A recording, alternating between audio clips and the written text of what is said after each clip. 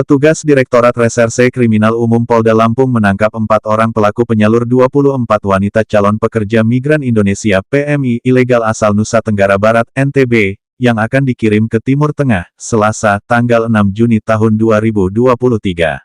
Mereka diringkus di salah satu rumah di Kota Bandar Lampung. Keempat pelaku diduga kuat pelaku tindak pidana perdagangan orang (TPPO).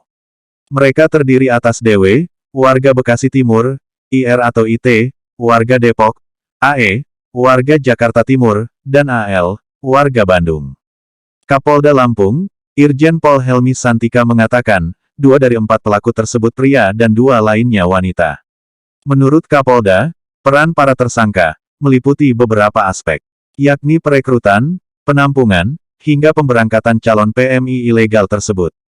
Modusnya, kata Irjen Helmi, para tersangka bersama-sama melakukan perekrutan dan menampung dari NTB dipersiapkan calon PMI non-prosedural untuk dikirim ke Timur Tengah sebagai asisten rumah tangga. Para tersangka menjebak 24 wanita calon PMI ilegal asal Provinsi Nusa Tenggara Barat tersebut dengan janji gaji besar. Korban diimingi gaji hingga 7 juta rupiah per bulan untuk bekerja sebagai asisten rumah tangga di Timur Tengah. Selain itu, para pelaku juga tidak membekali para korban dengan keahlian pekerjaan dan juga dokumen resmi. Dari hasil penyelidikan, NIK KTP para korban PMI ini ternyata tidak terdaftar, tidak ada keterangan domisili dan tidak ada rekomendasi serta jaminan kesehatan. Para korban juga tidak punya sertifikat kompetensi dari Balai Latihan Kerja yang resmi dan persyaratan lainnya secara prosedural. Tersangka membiayai calon PMI ilegal dari NTB menuju Jakarta akomodasi ke Bandar Lampung atau tempat transit.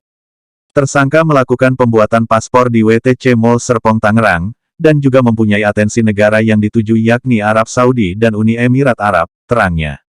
Atas perbuatannya, para tersangka dijerat pasal 2 ayat 1, junto pasal 10 UU nomor 21B tahun 2007 tentang TPPO dan pasal 68 junto pasal 83 atau pasal 69 junto pasal 81 UU nomor 18 tahun 2017 tentang perlindungan pekerja migran Indonesia dengan ancaman hukuman pidana minimal 3 tahun dan maksimal 15 tahun.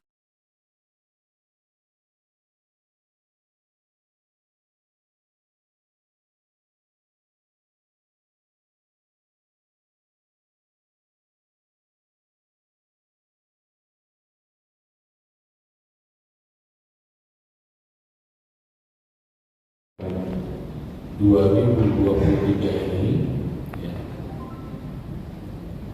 dalam kurun waktu 2020 sampai 2023 ini atau dalam kurun waktu 4 tahun kita sudah menangani sebanyak atau kita sudah menangkap sebanyak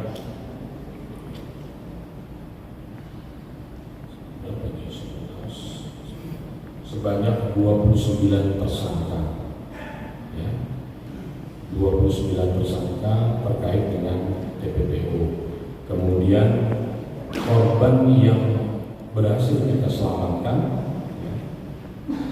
seluruhnya berjumlah 84 orang. Jadi yang ini ada 24, kalau dijumlahkan dengan sejak tahun 2020 ada 60 orang lagi yang sudah bisa kita selamatkan.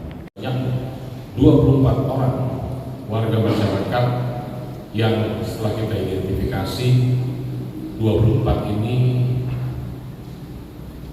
perempuan semua, kemudian asal pengirimannya atau asalnya dari Provinsi Nusa Tenggara Barat yang akan atau yang dipersiapkan sebagai pekerja migran Indonesia yang dilakukan secara non-prosedural ke negara Timur Tengah.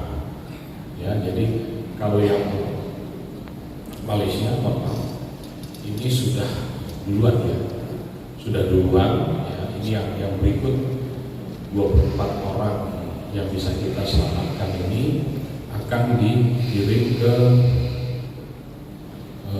Timur Tengah untuk dipekerjakan sebagai ART atau asisten rumah tangga. Kemudian dari hasil interview atau interogasi kepada 24 korban ini, mereka sedang menunggu proses pembuatan paspor paspor maupun visa, namun tanpa dilengkapi dokumen terkait sebagai calon pekerja migran Indonesia atau PMI yang sah. Apa saja yang sah itu? Di antaranya adalah data NIK KTP calon, PMI tidak terdaftar di Dinas Kependudukan Kabupaten Kota setempat atau domisili, tidak ada rekomendasinya dan tidak ada ID CPNI. Nanti mungkin secara detail jajaran dalam rangka menindaklanjuti perintah Ada suara buaya dalam. Presiden terkait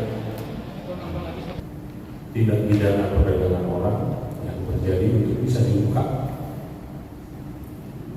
Pada kesempatan ini kami akan menyampaikan hasil ungkap kasus TPPO yang dilakukan oleh Polda Lampung. Pada kesempatan ini ada 2 kasus tindak pidana perdagangan orang yang berhasil kita ungkap. Sebagaimana diketahui bahwa sasaran penyelidikan kasus